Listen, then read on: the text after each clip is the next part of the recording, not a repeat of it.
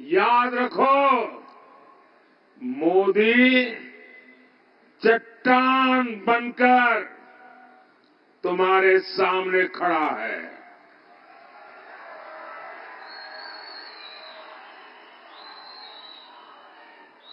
साथियों, शहजादे तुष्टीकरण की सनक में एक और खतरनाक चाल चल रहे हैं। आप भी जानते हैं, बाबा साहब आंबेडकर ने दलितों, पिछड़ों को, आदिवासियों को आरक्षण का अधिकार दिया था। बाबा साहब ने इस बात का भी पुरजोश विरोध किया था कि भारत में धर्म के आधार पर आरक्षण नहीं दिया जा सकता। इस बात पर बाबा साहब अड़े हुए थे। पूरी संविधान सभा ने आज से 75 साल पहले लंबी चर्चा करके तय किया था कि धर्म के आधार पर इस देश में आरक्षण नहीं दिया जा सकता है। लेकिन कांग्रेस पार्टी दलितों, आदिवासियों, पिछड़ों का आरक्षण छीनकर उसे धर्म के नाम पर देना चाहती है। आपको मैं एक उदाहरण बताता हूं। ये कल्पना नहीं है, ये हो चुका है और आप चौंक जाएंगे। आपके सामने कितनी बड़ी मुसीबत दरवाजे पर दस्तक दे रही है। मैं उदाहरण के साथ आज मेरे बीड़ के भाई बहनों को समझाना चाहता हूं। मैं मेरे देश के लोगों को समझाना चाहता हूं। कर्नाटका में कांग्रेस की सरकार है। वहां पर ओबीसी को 27% आरक्षण मिला हुआ है। इन्होंने क्या किया, रातों रात एक फतवा निकाला। सरकार ने रातों रात उन्होंने एक ऑर्डर निकाला, थप्पे मार दिए, सिग्नेचर कर दिया और ऑर्डर क्या निकाला, कर्नाटका में जितने भी मुसलमान हैं सबको रातों रात उन्होंने ओबीसी बना दिया, घोषित कर दिया आज से ये ओबीसी है। परिणाम क्या हुआ, जो ओबीसी समाज के लोगों को 27% आरक्षण मिला था, बाबा साहब आंबेडकर ने दिया था, संविधान ने दिया था, भारत की संसद ने दिया था, रातों रात मुसलमानों को ओबीसी बनाकर उसमें डाल दिया। तो जो ओबीसी के पास था उसमें डाका डाल दिया, रातों रात चोरी करके लूट लिया और जो पहले इसका लाभ लेते थे उसका बहुत बड़ा हिस्सा मुसलमानों के खाते में चला गया। अब मुझे बताइए, क्या इस प्रकार का खेल आपको मंजूर है? पिछले दरवाजे से ओबीसी का आरक्षण लूट लिया जाए, ये आपको मंजूर है? जरा पूरी ताकत से बताओ तो पता चलेगा कि मंजूर है कि नहीं है। आपको मंजूर है सब आप? अब यही काम ये देश में हर राज्य में करना चाहते हैं। साथियों, आज सुबह ही इंडी गठबंधन के एक और नेता ने इनकी साजिश को खुद ही स्वीकार कर लिया है और उनके झूठ को बेनकाब कर दिया है। और ये नेता वही है जिन्हें चारा घोटाले में अदालत ने सजा दी है। जानते हैं ना नाम तो? कौन है? चलिए भीड़ वाले भी जानते हैं। इंडी गठबंधन के इस नेता ने आखिरकार स्वीकार कर लिया है कि ये लोग मुसलमानों को पूरा का पूरा आरक्षण देना चाहते हैं। यानी अभी जो एससी, एसटी, ओबीसी को आरक्षण मिलता है वो बंद करके ये लोग पूरा का पूरा आरक्षण मुसलमानों को देना चाहते हैं। आज सुबह उन्होंने कहा है ये इस देश के हर दलित, पिछड़े, आदिवासी के लिए खतरे की घंटी है।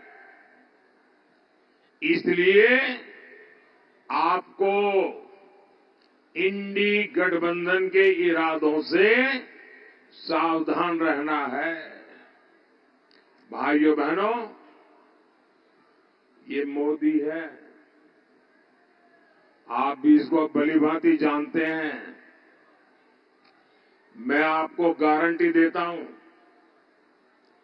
जब तक मोदी जिंदा है,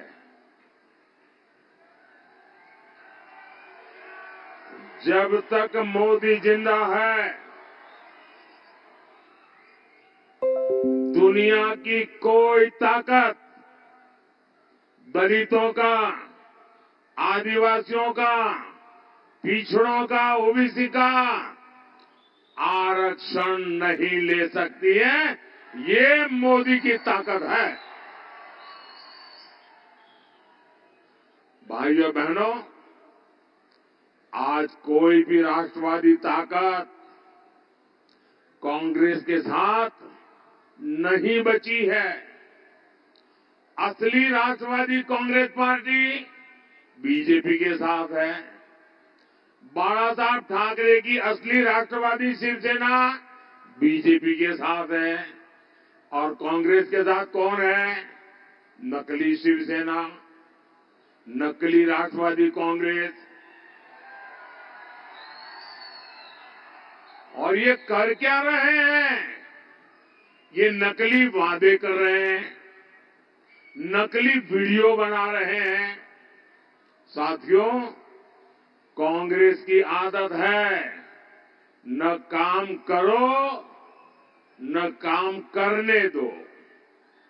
आपको याद होगा, मैंने गुजरात और महाराष्ट्र के बीच बुलेट ट्रेन का काम शुरू किया।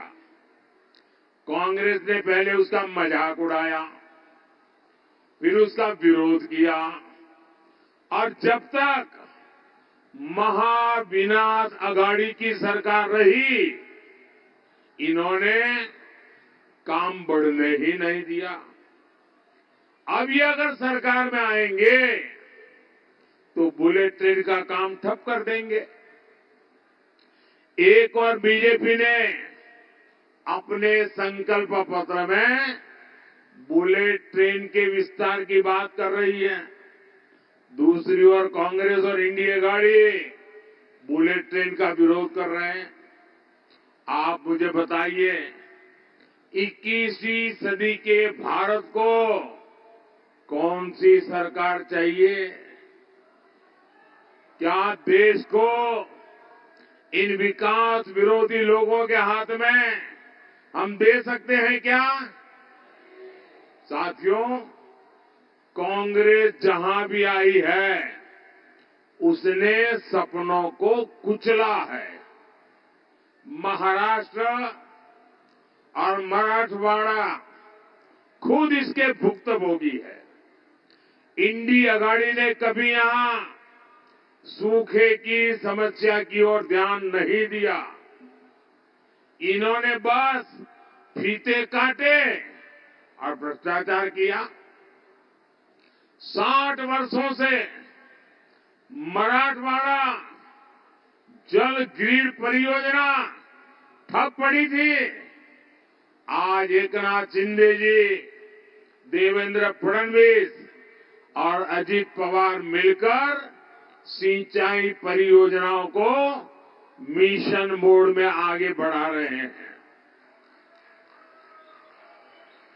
साथियों, हमने पीएम कृषि सिंचाई योजना के तहत महाराष्ट्र के 27 प्रोजेक्ट को चुना है। इनमें से 10 प्रोजेक्ट पूरे भी हो चुके हैं। बाकी प्रोजेक्ट भी जल्द पूरे कर लिए जाएंगे। जब देवेंद्र फडणवीस जी की सरकार ने महाराष्ट्र के लिए बलिराजा जल संजीवनी स्कीम बनाई थी, लेकिन इंडी अगाड़ी सरकार ने उसे भी रोक दिया था। लेकिन अब इस स्कीम को गति मिली है। एनडीए को आपका आशीर्वाद ये सुनिश्चित करेगा कि ये मराठवाड़ा पानी के संकट से मुक्त हो।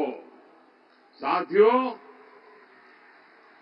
मोदी किसी बड़े शाही परिवार से नहीं है। वो गरीबी से निकलकर आपके आशीर्वाद से यहां पहुंचा है। मुझे पता है किसान एक फसल के लिए कितनी मेहनत करता है। उसकी फसल अगर खराब हो जाती थी तो उस पर क्या बीतती थी। इसलिए मोदी ने फसल बीमा की गारंटी दी। आज हर वर्ष बीड़ के किसानों को बीमा के 500 से 700 करोड़ रुपए मिलते हैं। महायुति सरकार ने भी 1 रुपये में फसल बीमा की स्कीम शुरू की है। महाराष्ट्र सरकार किसान सम्मान निधि में भी 6,000 रुपये जोड़कर दे रही है। साथियों, मराठवाड़ा के विकास एनडीए की जिम्मेदारी है। आज भारतमाला परियोजना के तहत सूरत अक्कलकोट रोड हो 3,000 करोड़ रुपए की लागत से बन रहा, छत्रपति संभाजी नगर से एसी तक नेशनल हाईवे हो, अहमदनगर बीड़ परली रेल लाइन का निर्माण हो। कांग्रेस ने जिस मराठवाड़ा की उपेक्षा की थी, आज वो विकास के रास्ते पर आगे बढ़ रहा है। साथियों, 13 मई को महाराष्ट्र और देश के विकास की गारंटी का महापर्व है। आपका हर वोट मोदी के विकसित भारत के विजन को मजबूती देगा। भारतीय जनता पार्टी और एनडीए ने गोपीनाथ जी के सपनों को पूरा करने की जिम्मेदारी बेटी पंकजा को दी है।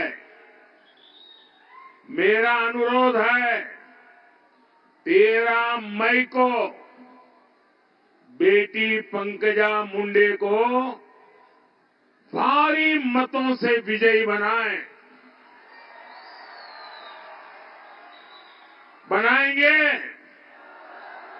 इसके लिए काम करेंगे।